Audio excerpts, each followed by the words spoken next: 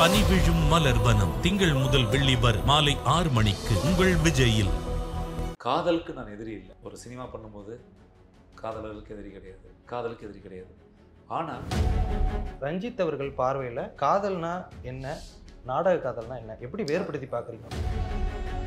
இப்போ காதல்னா ஒரே கேஸ்ட் ஒரே ஜாதிக்குள்ளே நடந்தால் அது காதல், வேறு ஜாதி மாற்றி மாற்றி கலப்பு திருமணம் பண்ணாலே அது நாடக காதல்னு முத்திரை குத்திடுறாங்க அப்படின்ற மாதிரி சொல்கிறாங்க. அதைத்தான் நானும் கேட்குறேன். எனக்கு இதுதான் கேள்வி. நான் நாடக காதல்னு சொல்லும் பொழுது அப்போ நாடக காதல்னா வேற சாதிக்காரன் தான் காதலிக்கிறானா? நான் சொல்றது உங்களுக்கு எனக்குள்ள அந்த கேள்வி இருக்கு. ஏன் உங்களுக்கு கோவம் வருது? ஒரு குரூப்புக்கு யார் கோவிக்கிறா? காதல் வரலாமேனே. படத்துல நிறைய இடத்துல மாட்டுக்கறி திங்கிற வேண்டாம் அப்படின்னு ஒருத்தர் டைலாக் பேசுறாரு. ஓசிகா கட்சின்னு சொல்றாங்க. இப்போ குறிப்பிட்டு நீங்க ஒருத்தர் அட்டாக் பண்ற மாதிரி இருக்குல்லண்ணே, அது தப்பு இல்லையா? அடிக்கடி பயன்படுத்தக்கூடிய வார்த்தை. இப்போ நானாவது நாகரிகமாக சொல்லியிருக்கிறேன். இப்போ நீங்கள் அரசியல் மேடைகள்லாம் பார்க்கலாம், மாட்டுக்கறி சாப்பிட்டா 10 பேர்த்து அடிக்கலான்னு கூட பல பேர் பேசிட்டு இருப்பாங்க. ரஞ்சித் அவர்களுடைய படங்களா இருக்கட்டும், இதெல்லாம் பார்க்கும்போது உங்களுக்கு என்ன தோணும்? ரஞ்சித் அவர்கள் அவர்களுடைய படங்களை எப்படி பார்க்குறாங்க? உண்மை சொல்லணும், உண்மை தான் பேசணும், பொய்யெல்லாம் சொல்லணும்.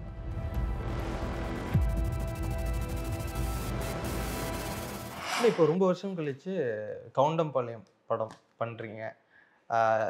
இது எப்படிப்பட்ட கதை, எப்படியான கதையா போய் சேரும் அப்படின்னு நீங்க நம்புறீங்க? நான் இந்த படம் 18 வருஷத்துக்கு முன்னாடி இந்த கதை. 18 வருஷத்துக்கு முன்னாடி? ஆமாம் கண்ணா. பீஷ்மா நல்லா போயிருந்ததுன்னா மேபி இந்த படம் பண்ணியிருந்திருப்பேன். அந்த பசுபதி ராசக்கபாளையம் பீஷ்மா டைம்ல இந்த படம் பண்ணியிருந்திருப்பேன். அந்த கதை அப்படி அப்ப இருந்து இந்த கதை இருக்கு. அதுக்கப்புறம் இந்த கதையில் நிறைய மாற்றங்கள். ஏன்னா ஒரு நாளும் நடக்கக்கூடிய சம்பவங்கள் அது எல்லாமே எனக்கு இந்த கதையை வந்து ஆரோக்கியமா தண்ணி ஊற்றி இப்போ நல்லா வளர்த்தி வச்சிருக்கு இந்த சமூகத்தினுடைய பார்வையில். நான் இந்த படம் ஆரம்பிக்கும் பொழுது இந்த படம் பெரிய ஹிட்டாகவும் நல்லது அந்த மாதிரி எண்ணத்தை விட என் மனசுக்குள்ள ஒன்று ஓடிட்டே இருக்கும் இந்த சமூக பார்வை. அது அந்த மாதிரி தான் இந்த கதையை நான் பார்க்கும்போது காதலுக்கு நான் எதிரி இல்லை. ஒரு சினிமா பண்ணும்போது காதலர்களுக்கு எதிரி கிடையாது, காதலுக்கு எதிரி கிடையாது. ஆனால் நான் வாழ்ந்த ஊர், அதுதான் இந்த படத்தினுடைய தலைப்பு. கவுண்டம்பாளையம் இது எங்கள் பகுதியினுடைய நான் வாழ்ந்த பகுதி, சட்டமன்ற தொகுதி நடந்த ஒரு உண்மை சம்பவம்.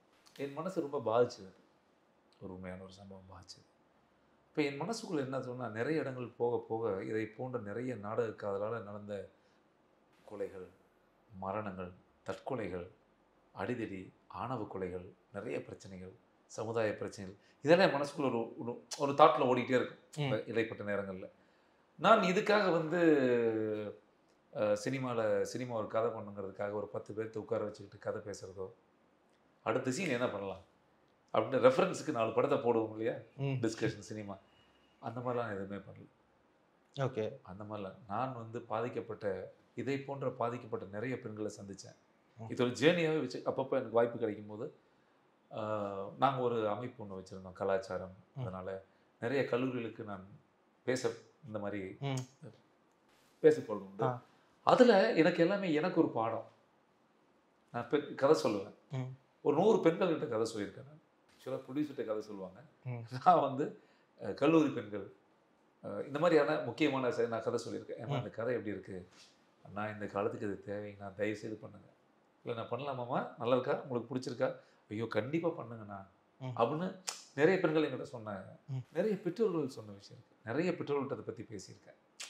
ஸோ அதனுடைய துவக்கமாக என் மனசுக்குள்ளே ஆழமாக இந்த படம் பண்ண ஒரு நாடக காதல் பண்ணணும். என்னைக்கு இது என்ன முடிகிற கதை கிடையாது. மனுஷன் ஆரம்பிச்சதுன்னு இன்னைக்கு வரைக்கும் இது நடந்துட்டு தான் இருக்கு. முடிஞ்சிடும்னு பார்த்தா இன்னும் அதிகமாக நடக்குது, அதிகமாக போயிருக்கு, இன்னும் போகும், இன்னும் போயிட்டே தான் இருக்க போகுது. ஓகே. ஸோ கொரோனா வந்துருச்சு. முன்னாடி பண்ணலான்னு பார்த்தேன். அன்பு நண்பர் விவேக் இறந்துட்டார். ஆக்சுவலாக அவருக்கு இந்த கதை தெரியும். ஆமாம், இதில் பயணிக்க வேண்டியது. அப்புறம் அவருடைய மரணம். அதுக்கப்புறம் கொஞ்சம் அதுக்கான என் மனசு உடனே எனக்கு பண்ணுறதுக்கு பிடிக்கல. ஏன்னா பசுபதி ராசக்கபாளையத்தில் என்னோட இருந்து பயங்கர பக்கபலமாக தோல் கொடுத்த ஒரு நண்பன் அவர். ஸோ அதனால் கொஞ்சம் கேப் விட்டு அப்புறம் கொரோனா வந்துச்சு. அப்புறம் அதுக்கப்புறம் இப்போ தான் அதுக்கான ஒரு வாய்ப்பு எனக்கு பண்ணுறதுக்கான ஒரு வாய்ப்பு. ஆனால் இப்போது நிறைய பேருக்கு இன்னுமே ஒரு தெளிவு இல்லாமல் தான் இருக்குது, புரியவே மாட்டேங்குது. என்ன அப்படின்னா, ரஞ்சித் அவர்கள் பார்வையில் காதல்னா என்ன, நாடக காதல்னா என்ன, எப்படி வேறுபடுத்தி பார்க்குறீங்க? ஒன்றும் இல்லை, எத்தனையோ காதல் கல்யாணங்கள் நீங்கள் உங்கள் வாழ்க்கையில் பார்த்துருப்பீங்க. நிறைய இடத்துல இருக்குது. எவ்வளோ பெற்றோர்கள் விருப்பப்பட்ட காதல் நடக்குது. பிள்ளைகள் சில நேரங்களில் ஒரு காதலை விருப்பப்பட்டு நடந்துட்டு அதுக்கு பெற்றோர்கள் சம்மதிக்கிறாங்க, சிலர்கள் சம்மதிக்காமல் போகிறாங்க. ஒரு வருஷம் கழித்து நல்லா வாழ்றதை பார்த்து ஒன்று சேர்ந்த குடும்பம் இருக்குது. ஸோ இது அவங்கவுங்க குடும்பத்தில் அவங்க எடுக்க வேண்டிய ஒரு அது அவங்கவுங்க சுய விருப்பம் நடக்குது. ரைட், இது நல்லா இருந்தால் நம்ம வாழ்த்துறோம், அதில் எதிரியெல்லாம் கிடையாது. நான் காதலுக்கு எதிரியே கிடையாது. நிறைய பேர்த்து நீங்கள் சொல்கிறது நானும் சமூக ஊடகங்களில் படிக்கிறேன். அப்போ எனக்கு ஒரு இது இருக்கு. நிறைய நண்பர்கள்லாம் கேட்பாங்க, என்னப்பா நீ ரொம்ப சாஃப்டான ஆள் இல்லை, ஒரு ஆங்கிளில் சொல்லுவாங்கல்ல, இப்படி ரஞ்சித் எல்லாரும் இப்படி திட்டுறாங்களே, எல்லாரும் இப்படி சொல்லுவாங்களேன்னு சொல்லுவாங்க. நான் சொல்லுவேன், நான் என்னைக்கும் என் மனசுக்கு அறிஞ்சு ஏதோ நேர்மையாக பேசிடுவேன். I am not a politician. உண்மையை சொல்லணும்னு நினைக்கிறது, என் மனசுக்குள்ளே தோன்ற சிந்தனைகள், அதை நான் ஒரு படமாக பண்ணணும்னு நினைக்கிறேன்.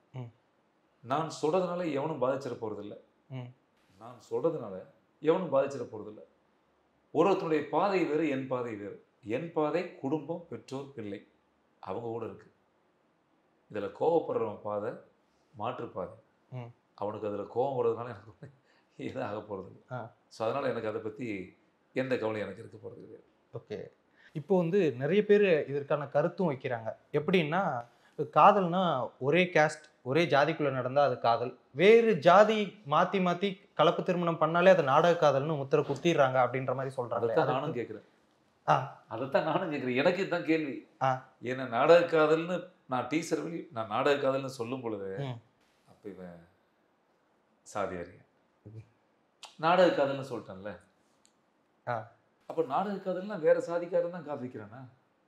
நான் சொல்றது உங்களுக்கு எனக்குள்ள அந்த கேள்வி இருக்கு. ஏன் இவனுக்கு கோவம் வருது? ஒரு குரூப்புக்கு யார் கோவிக்கிறா? காதல் வரலாமேனே நான் சொல்றேன். ஏன் இது உங்களுக்கு கோவிக்கிறான்? எதுக்கு என்ன கோவப்படணும்? என்னப்பா நாடக காதல்? இப்போ அந்த கெட்ட இந்த பிள்ளைகளை தூக்கிட்டு போய் கடத்தி பணம் பறிக்கிற கும்பலை பற்றி அவன் படம் எடுக்கிறான்.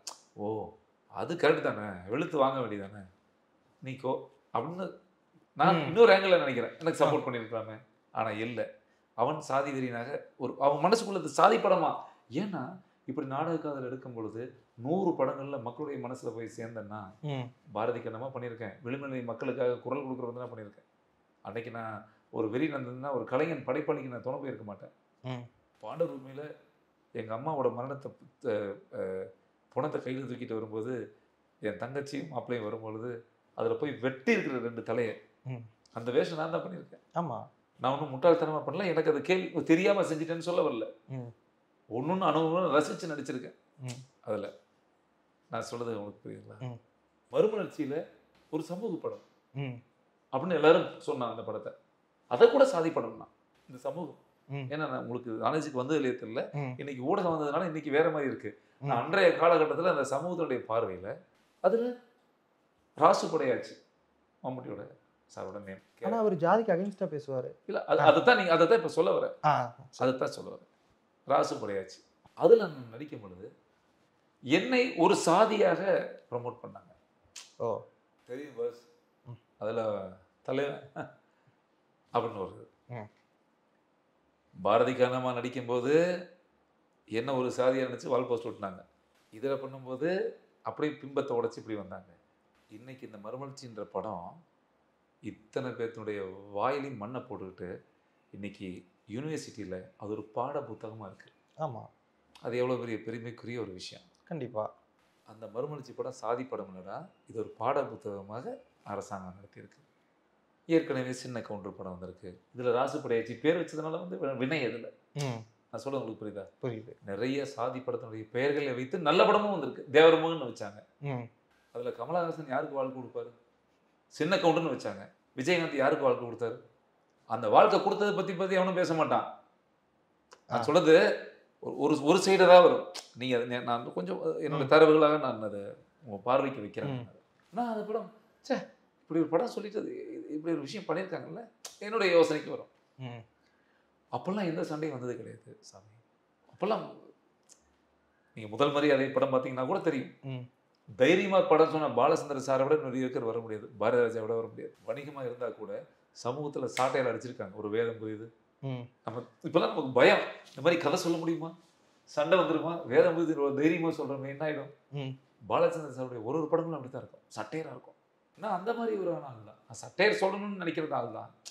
ஆனால் ஒரு நாடக காதல்னு சொன்னாவே என்ன ஒரு சாதி வெறியன் அப்படின்னு ஒரு பார்வையில தள்ளி அவனை ஒரு போர்ட்ரேட் பண்ணி அவனை எப்படி சொல்றதுன்னா ஒதுக்கிட்டுன்னு வச்சுக்கங்களேன். இப்போ நான் தனிமைப்படுத்தப்பட்டுருவேன், இந்த படம் ஓடாது. மக்கள் என்ன சொல்லுவாங்க, சீச்சி அவர் தான் சாதி படம் எடுத்திருக்காரு ரஞ்சித், என்ன அது எதுக்கு? அப்போ என் மேல் உள்ள பிம்பத்தை, மக்கள் மேல் உள்ள அன்பை வெறுக்கடிக்க வைக்கிறதுக்கு செய்யக்கூடிய சூழ்ச்சி தான் அது. ஏன்னா நான் ஒரு பதிவுலையும் பார்த்துக்கிட்டே வரேன், நாடக காதல் நான் எடுக்கிறதே பிடிக்கல. அப்போ என்ன பண்ணலாம்? எனக்கு ஒரு கேள்வி ஒன்று பண்ணலாம்டா. பெத்த அம்மா அப்பா என்ன சொன்ன, பெத்த அம்மா அப்பா செத்தாலும் பரவாயில்ல, என்னாலும் பரவாயில்ல. அப்போ உங்களை சேர்த்தி வச்சு நீங்கள் தூக்கிட்டு போனால் உங்களுக்கு துணையாக வந்து ஆயில் கனோட வந்து கைகளுக்கெல்லாம் ஆயில் போட்டு அமுக்கி விட்டால் சந்தோஷமாக இருப்பாங்களே அவனுங்கெல்லாம். என்ன பண்ண திருப்தி வரும் இதில்?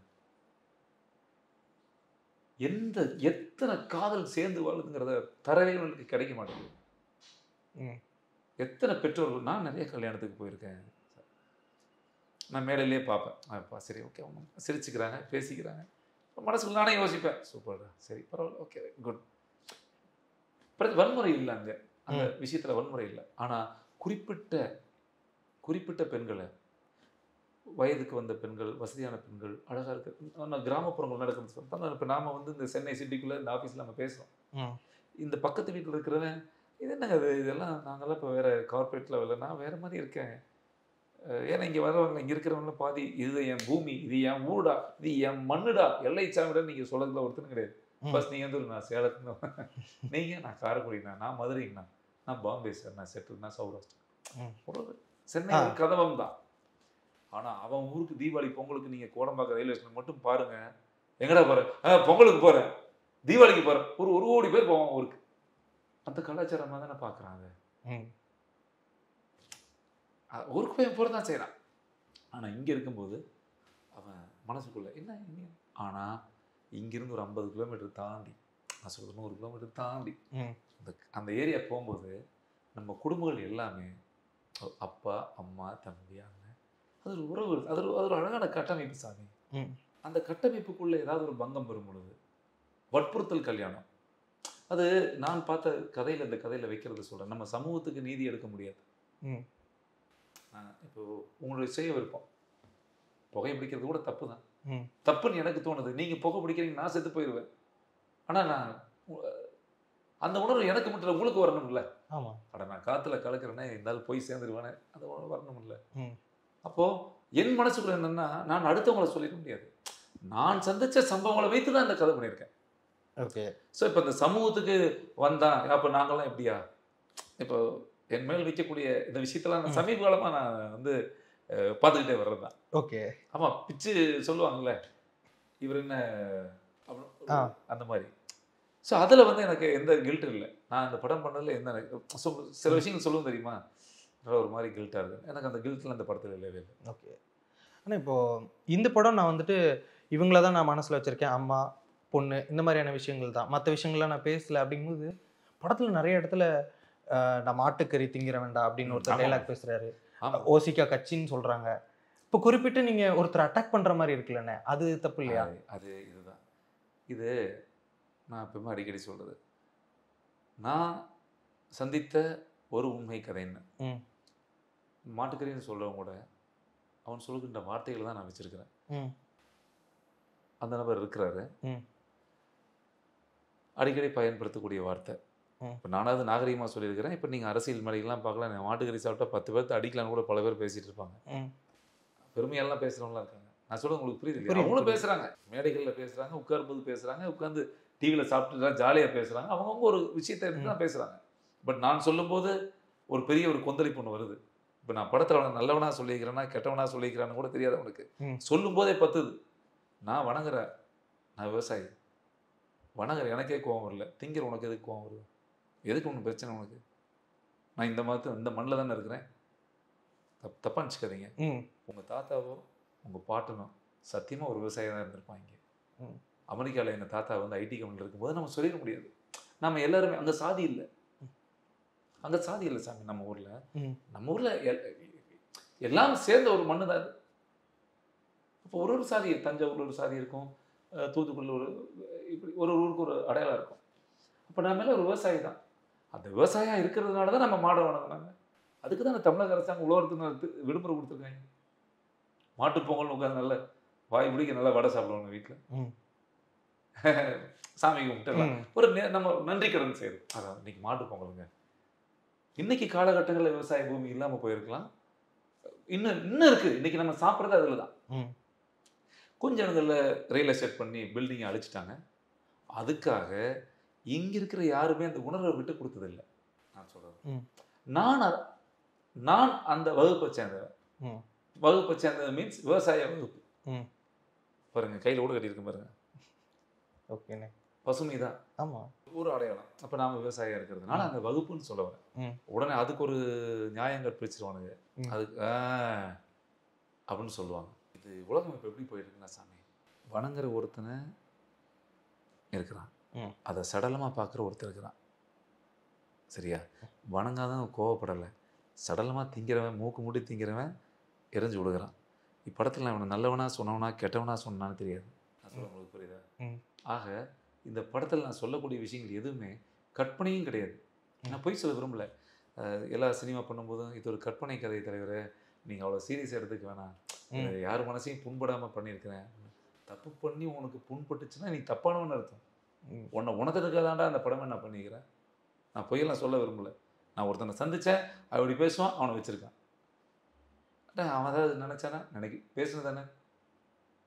நான் எவனும் மேடையில் பேசாத புதுசாக, நான் இதில் இருக்கிற ஒரு வசனமும் எவனும் பொது வெளியில் பேசாத ஒரு டைலாக் கூட நான் வைக்கல சாமி. சென்சார் கூட அந்த தரவை நான் சொல்லியிருக்கேன், நியாயமாக சொல்லியிருக்கேன். எல்லா இதுக்கும் அவங்க ஒரு கேள்வி கேட்கும் பொழுது அதுக்கான உரிமையை நான் சொல்லியிருக்கேன். சார், எனக்கு ரோல் மாடலாக நிறைய விஷயங்கள் இருந்திருக்கு, நம்ம எங்கேயும் தப்பு பண்ணலை அப்படிங்கிறது சொல்லியிருக்கேன். அதை பார்வைக்கு சொல்கிறேன். ஓகே ஆனால் இப்போது நீங்கள் பேசும்போது சொன்னீங்களே, இப்போ தேவர் மகன், சின்ன கவுண்டர், இந்த மாதிரியான படங்களில் வாழ்க்கை கொடுக்குற மாதிரியான நல்ல படங்களும் வந்திருக்கு அப்படின்னு. இல்லை, கேள்வி நிறுத்துவேன்னா இதை அப்படியே கன்டினியூ பண்ணிக்க சொல்லிடுறேன். அதில் இவர் என்ன சாதி, அந்த அம்மா என்ன சாதின்னு தெரியல, நமக்கு சொல்லப்படலைன்னு சொல்ல. அதை கூட நான் சொல்றது உங்களுக்கு இது புரியுது இல்லை? ஆனா பாருங்க, ஊருக்கு வெளியே அவங்க இருப்பாங்க. இப்ப புரிந்து கொள்ளுதல் தானே இப்ப நான் சொல்றது. இப்ப என்ன இத்தனை கேள்வி கேட்கறாங்கன்னு நான் ஒன்று பேசும்போது இது ஒரு புரிந்து கொள்ளுதல். என்ன வரும்போது டக்குன்னு வந்து கையில இது வேட்டியெல்லாம் விட்டுட்டு இப்படி நிற்பாங்க இல்லையா, அந்த ஒரு ஏழை நிற்கிறான் சார். இது சாதியை மட்டும் பார்த்துடக்கூடாது. இப்போ எனக்கு ஒரு காசு இல்லைன்னா, இந்த உலகத்தில் வாழவே முடியலன்னா, இந்த உடல் என்ன பண்ணும்? நீங்கள் வரும்போது எனக்கு எந்திரிச்சு நிற்க தோணும். என் பையனுக்கு குழந்தைக்கு ஸ்கூல் ஃபீஸ் இல்லைன்னா கெஞ்ச தோணும், கால் உழுக தோணும். உங்கள் முன்னாடி நான் கால் மேலே கால் போடக்கூடாதுன்னு தோணும். ஏழ்மையும் வறுமையும் கூட எனக்கு இந்த சூழ்நிலையை செஞ்சிட முடியும். அப்போ இதுக்கெல்லாம் சாதியை கற்பிச்சுட்டே இருக்க முடியலன்னு சொல்ல வரேன். இது ஒன்றுனா அதில் பார்த்துருந்தோம்னா சண்டை வந்துகிட்டே இருக்கும். ஆனால் அந்த படம் அப்படி யாரும் பார்க்கலன்னு சொல்ல வரேன். அப்படி அந்த மாதிரி அப்போ மக்கள் அப்படி பார்க்கல. இல்லை, அந்த படம் எல்லாரும் இப்போ நீங்கள் பாருங்க, தியேட்டரில் மதுரை வீரன் ஒரு படம் சார். நான் இந்த காலத்தையே விட்டுலாம். நம்ம எம்ஜிஆர் சார், புரட்சி தலைவர் நம்ம எம்ஜிஆர் சார் பண்ண படம் யாருமே சாதியை பார்க்கவே இல்லை. ரிக்ஷாக்காரன் பண்ணார், மீனவன் சார் இருந்திருக்கு. ஒட்டுமொத்தமாக விசில் அடிப்பா தலைவா. அதே என்ன நம்மளுடைய அத்தனையும் அது வேற ஆர்கனாக இருந்தது. ஆனால் எல்லாம் மாறிடுச்சு பார்த்தீங்களா? அரசியல் வந்ததுக்கப்புறம் நிறைய நிறைய அந்த ஒன்றுன்னு அது பெரிய டாபிக். நம்ம ஒரு நாள் முழுக்க அவங்க கூட நான் பேசணும். அது அந்த பயணம் பத்தாது. ஆனால் எவ்வளவு மாற்றம் அது நீங்களும் பார்ப்பீங்க. நான் சொல்றது மட்டும் இல்லை, நீங்களும் பார்ப்பீங்க. இப்போ தன்னுடைய அடையாளத்தை வெளிப்படுத்திக்கிறதும் முகநூல்கள் நீங்கள் பார்க்கலாம், நிறைய சண்டைகள் வர்றதும். அப்போது அவன் மட்டும் செஞ்சால் நான் ஏன் செய்யக்கூடாது? இல்லை, நீ செஞ்சதுனால தான் நான் செய்கிறேன். அப்போ இவங்க ரெண்டு செஞ்சால் நான் ஏன் செய்யக்கூடாது? இப்படி எல்லாம் சொல்லி சொல்லி அவங்க இடத்துல சிம்மாசனம் போட்டு சரியாக உட்காந்துருக்காங்க. நான் நடுநிலையாக போய் ஒரு விஷயத்த சொல்கிறேன் சார். பெற்றவங்களுக்கு பொண்ணுக்கு ஒரு பெண்ணை மன ரீதியாக ஏமாற்றி சரியாக பருவமடைகிற பெண்ணை, இவன் யாரும் 45 வயசுக்கார பிள்ளைக்கு வாழ்க்கை கொடுத்ததே கிடையாது. உன்னால் கொடுக்க முடியாது. சரியான பெண்ணை சரியான தருணங்களில் எடுத்துக்கிட்டு போய் ஒரு டீமை பணம் பறிக்குது. சேர்த்தி வச்சாலும் அவனுக்கு காசு, சேர்ந்தா 100 ஏக்கர், சேர்ந்தா 10 ஏக்கர். இல்லை இல்லை இல்லை இல்லை வெட்டியே தீர்வேன் பிரிக்கிறாங்கப்பா. பிரிக்கிறாங்கன்னா சரி ஓகேப்பா, எவ்வளோ வரும்னு கேளு. இதனால என்ன நடுவில் இதனால தான் பல சாதி கொலைகள், ஆணவ கொலைகள் நடந்திருக்கு சாமி. அது பண்றது யாரு? அதுதான், அதுக்கு தான் சாதியா இங்கே கற்பிக்கப்படுறாங்கன்ற. இப்போ நான் ஒரு விஷயத்த சொல்லுவது இப்போ சொன்னேன் இல்லைங்களா, இப்போ இப்போ இப்போ நம்ம ஒரு நாடக காதல் நடக்குதுன்னா அப்போ நீங்க இந்த சாதியை சொல்ல வரீங்களா? இந்த கேள்வி இப்போ நம்ம பேசும்போது கண்டிப்பா வரும் இல்லை? இப்போ யாருன்னு கேட்குறீங்கல்ல, அது யாரு? அதுதான் இப்போ உடனே அப்போ நாங்கள் தானே. ஏன் உனக்கு அந்த பிரச்சனை வருது? நீ செய்யறியா? சுயசாதியில் எத்தனை பேர் நாடகம் நடந்தது இல்லையா? அம்மா அப்பாவுக்கு பிடிக்காம எத்தனையோ பெண்கள் நான் கண்ணுல பார்த்துருக்கேன். எங்கள் ஊரில் சொந்த தாய்மாமன், அவருக்கு இந்த பொண்ணுக்கு அவருக்கு சுத்தமாக ஆகாது. பட் அவர் வந்து மேரேஜ் பண்ணுறதுக்கு ரொம்ப ட்ரை பண்ணிட்டே இருந்தாங்க. எப்படின்னா ரொம்ப அவங்க கையெழுத்து போட்டால் தான் அவங்க அப்பா சொத்தே வைக்க முடியும், அப்படி ஒரு நிலை இருக்குது. ஆனால் இந்த தன் தாயும் தகப்பனாரும் டிசைட் பண்ணிட்டாங்க குடியார பையன், சொத்து ஜாயின்ட் ஃபேமிலி. புரிஞ்சுட்டீங்களா? அம்மாவோட சொந்த தம்பி, ஜாயின்ட் ஃபேமிலி சொத்து, பக்கம் பக்கமாக வீடு, ஒரே தோட்டம். ஆனால் பொண்ணு கேட்குறாங்க, இவனுக்கு இந்த பிள்ளைக்கு கல்யாணம் பண்ணி கொடுத்தாதான் அந்த கிளையை கையெழுத்து போகிறேன்னு சொல்கிறான் சொத்துல. அந்த பெத்த அம்மா அப்பாவும் அப்படி ஒரு சொத்தே வேணா, எனக்கு புள்ள தான் முக்கியம், அப்படிப்பட்ட சாதியம் எனக்கு தேவையில்லை, என் புள்ள வாழ்க்கை தான் முக்கியம், குடியார பையனுக்கு காசுக்காக நான் கல்யாணம் பண்ணி கொடுக்க மாட்டேன்னு ஊருட்டு போன என் நண்பர். சில பேர்த்த நான் பெருமையாகவும் பார்க்குறேன் அந்த சமூகத்தில். சரி, எல்லாருமே எப்படி சொல்கிறது, நம்ம சினிமாவில் சித்தரிக்கிற மாதிரி நம்ம நிஜ வாழ்க்கையில் சித்தரிக்க முடியல. இப்போ நான் சொல்கிற நாடக காதல், நான் சொல்கிற நாடக காதல்னு சொல்கிறேன். இதில் சில பேர் இவங்க இப்படி செய்கிறதுனால 10 நல்லவன் இருப்பான், 10 நல்லவனுக்கு மனசு கஷ்டப்படும், அந்த 10 நல்லவன் என்ன வெறுப்பான். எப்படி சொல்லலாம்? ஏன்னா இங்கே தான் எல்லாமே சாதியாக கற்பிக்கப்படுது, இங்கே எல்லாமே சாதியாக கற்பிக்கப்படுது. அப்போ இது கற்பிக்கப்படும் பொழுது நாம் எதை செய்தாலும், முன்னாடி ஒரு ஏழை பையன் ஒரு பிள்ளை லவ் பண்ணால் லவ் சார். இப்போ இதயம் படம் வந்திருந்தா அந்த படம் சாதி படம். இதயம் ஒரு படம் பார்த்தீங்களா? அதில் முரளியாரு ஏழை குடிச்சிட்டு போயினா காலைல செருப்பு இல்லாமல் கல்லூரிக்கு வருவாரா, டிஃபன் பாக்ஸில் சோறு இருக்காதா, பேண்ட் ஓட்டையா இருக்குமா, ஹீரோ யாரு காலைல வருதா. இப்போ அப்படி கற்பிக்கப்பட்டிருக்குன்னு சொல்ல வர பார்வை. இப்போ இதயம் படம் இப்போ வந்தாலும் நாடக காதல்னு சொல்லிடுவாங்களா? அப்படிதான் பார்வை பார்வை அப்படி ஆக்கிட்டாங்க. முதல் மரியாதைன்னு ஒரு படம் சொன்னோம். நீங்கள் ஒரு என்னது மக்கள் பார்க்குறாங்க நம்ம சேனல், அருமையான விவாதம் ஓட்டு நான் பேச மனசார சொல்கிறேன். அந்த படம் ஒரு பாடம் தான். அந்த படம் மிகப்பெரிய தைரியம் பாரதிராஜா சார், மிகப்பெரிய தைரியம். ஒரு சிவாஜி சார், வடிவுக்கரசி அம்மா, சாதியை விட்டுருங்க, அது உங்களுக்கு தெரியும், உணர்தல் தான். ஓகே. அதில் ராதா ஊருக்குள்ளே சேர்த்திக்க மாட்டாங்க, ஊருக்கு வெளியே இருப்பாங்க, கூட வேலை பண்ணுறவங்க, அவங்க அவங்க கம்யூனிட்டியாவோ அவங்க தொழிலாகவோ வேறு. ஏய் நீ எங்க இந்த பக்கம் வந்தால் ஊருக்குள்ளே கால் வைக்கக்கூடாதுப்பாங்க, அதில் சீன்லேயே இருக்கு. அப்படிப்பட்ட பெண்ணுக்கும் வயதான ஒரு ஆளுக்கு நடக்கக்கூடிய அந்த பாசக்காதல்ன்றது பார்த்தீங்களா, ஒட்டு மொத்தமாக நம்ம ஏற்றுட்டுமா இல்லையா?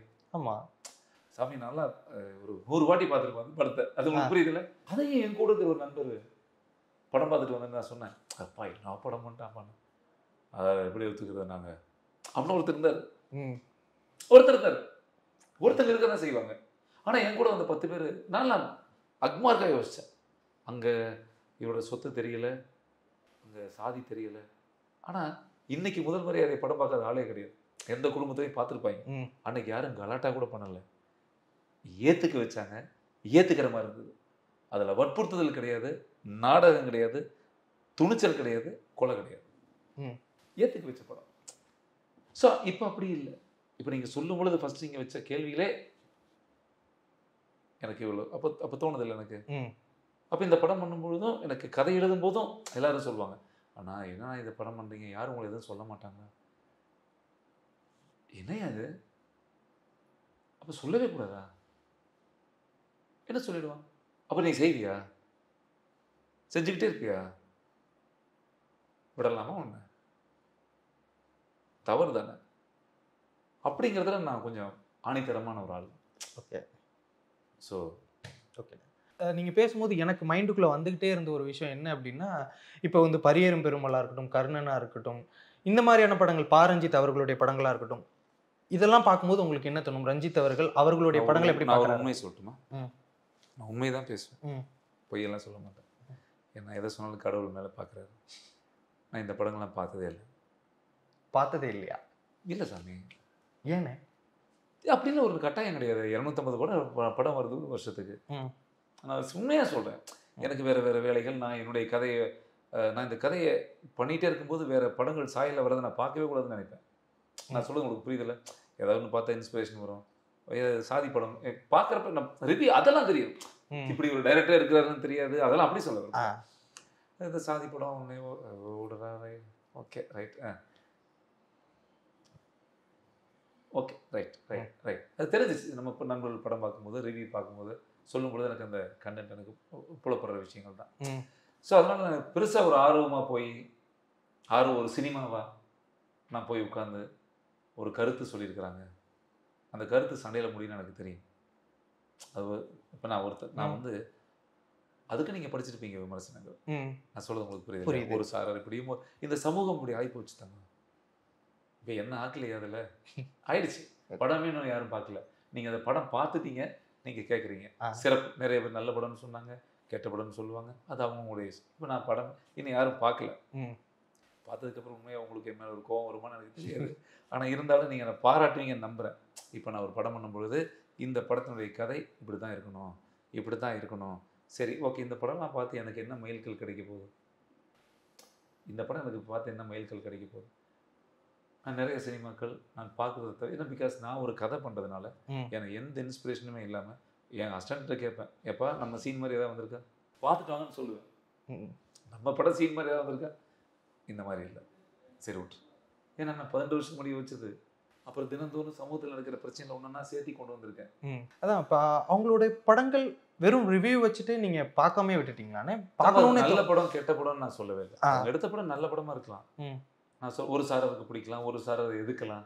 நான் ரிவ்யூஸ் நான் எதுக்கு அந்த விஷயத்த சொன்னா, அவங்க படம் மட்டும் இல்லை சாமி, வந்த நல்ல படங்கள்லாம் நான் பார்க்கல, நீங்க அதை பார்க்கணும்ல, ஏன் அதை பார்க்கக்கூடாதுன்னு கேட்கறதுக்காக சொல்ல வந்தேன். Okay okay. நான் இந்த 4-5 வருஷமா நான் உட்காந்து இதுலேயே நம்ம 3 நாள் கழிச்சு ஒரு லைஃப் வாழ்க்கைக்காக படம் பண்ணுறேன்.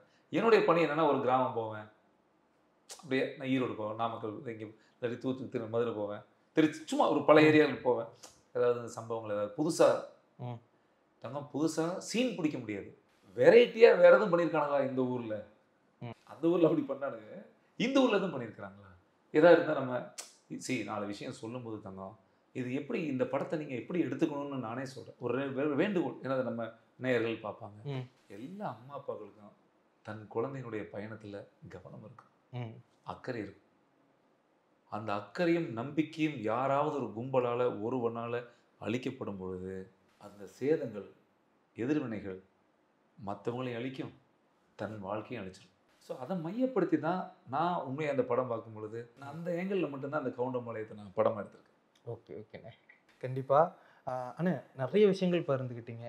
உங்களோட கருத்துக்கள் மற்றும் உங்களுடைய நேரத்திற்கு ரொம்ப நன்றிண்ணே. தங்கம், ரொம்ப மகிழ்ச்சி தங்கம், ரொம்ப மகிழ்ச்சி. எங்களுக்கெல்லாம் பெரிய ஃபேன் பேஸ் எல்லாம் கிடையாது, உங்களை போன்ற ஊடகங்களும் இந்த அன்பு மக்களும் தான். கண்டிப்பாக ஒரு நல்ல படம், தாய்மார்களுக்கான படம், இது கட்டாயமாக பார்ப்பாங்க நம்பிக்கையோட விடைபெறுறேன். ரொம்ப சந்தோஷம். தேங்க்யூ. பனி விழும் மலர் வனம் திங்கள் முதல் வெள்ளி வரை மாலை 6 மணிக்கு உங்கள் விஜயில்.